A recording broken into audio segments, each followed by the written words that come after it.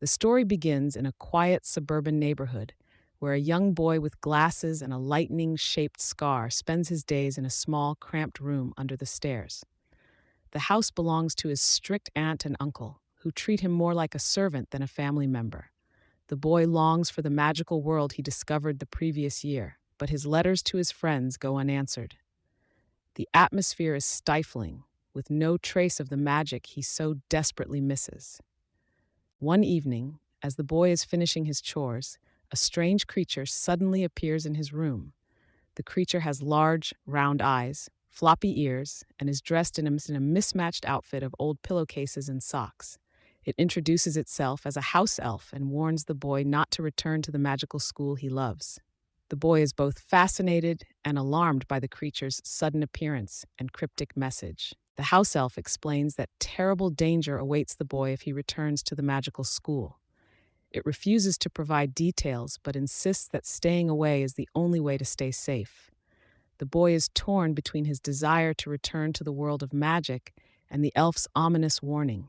The creature's desperation and fear are palpable, leaving the boy unsettled. Before the boy can ask more questions, the house elf causes chaos in the house. Dishes fly, furniture moves on its own, and the boy's aunt and uncle are thrown into a panic.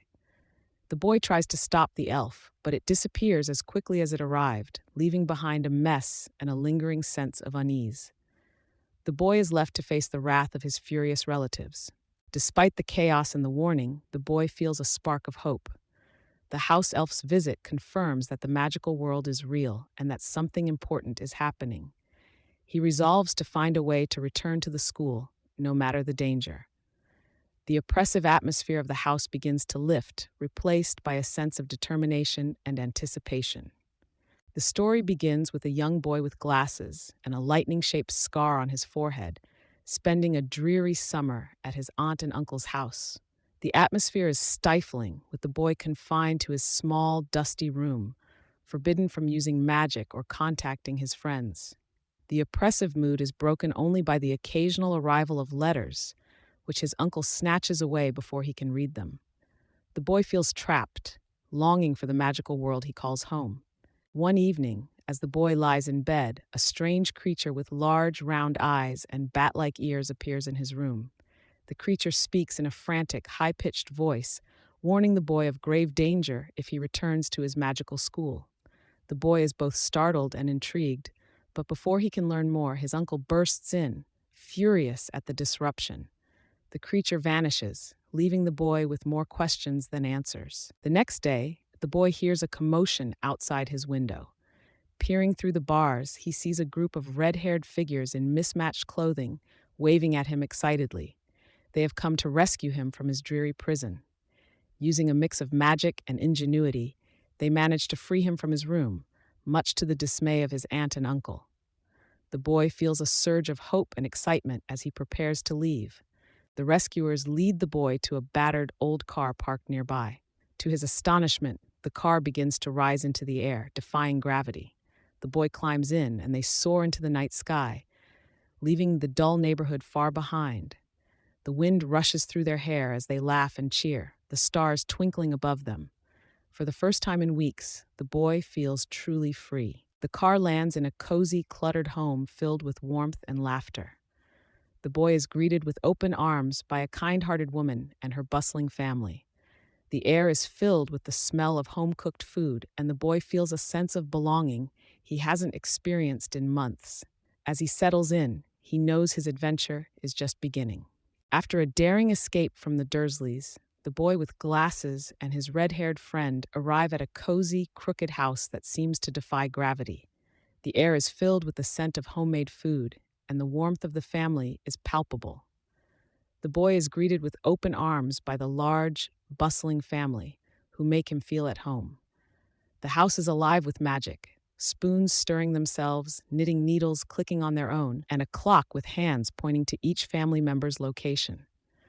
The boy feels a sense of belonging he has never known before. That evening, the boy and his friends sleep in a cluttered but comfortable room filled with quirky magical objects. Through the window, they can see the stars twinkling above the rolling hills.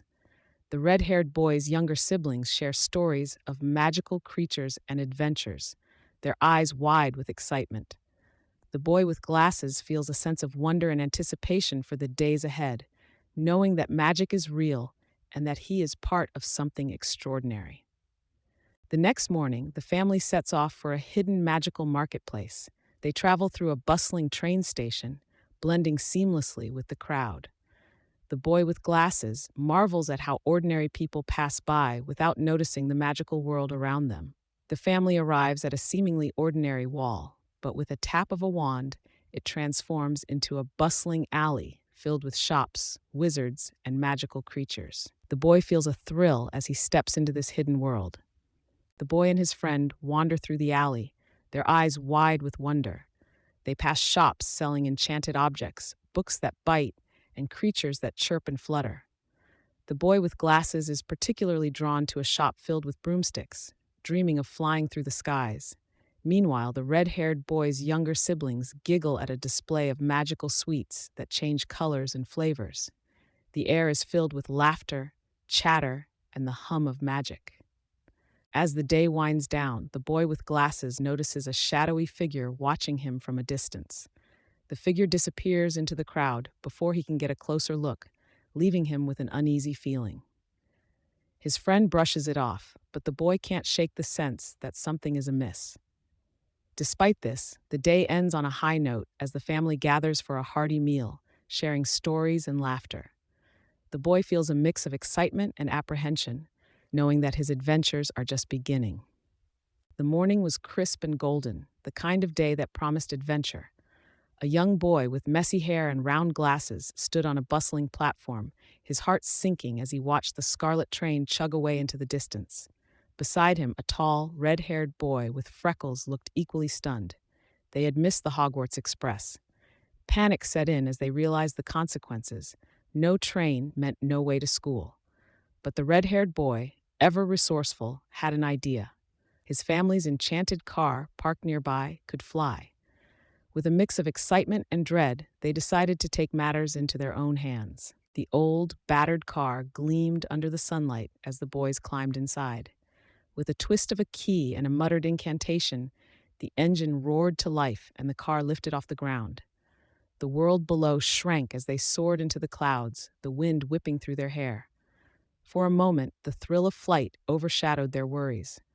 The red-haired boy steered confidently, while the bespectacled boy marveled at the view. But as the hours passed, the reality of their situation crept in.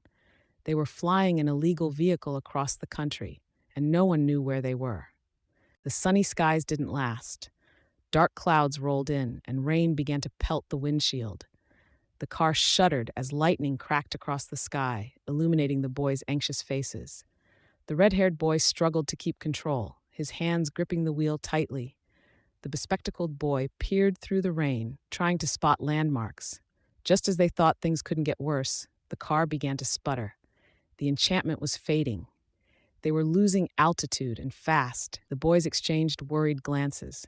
This was no longer an adventure. It was a race against time. The car descended rapidly, the ground rushing up to meet them. Trees loomed ahead, and the boys braced themselves. With a deafening crash, the car plowed into a massive, gnarled tree.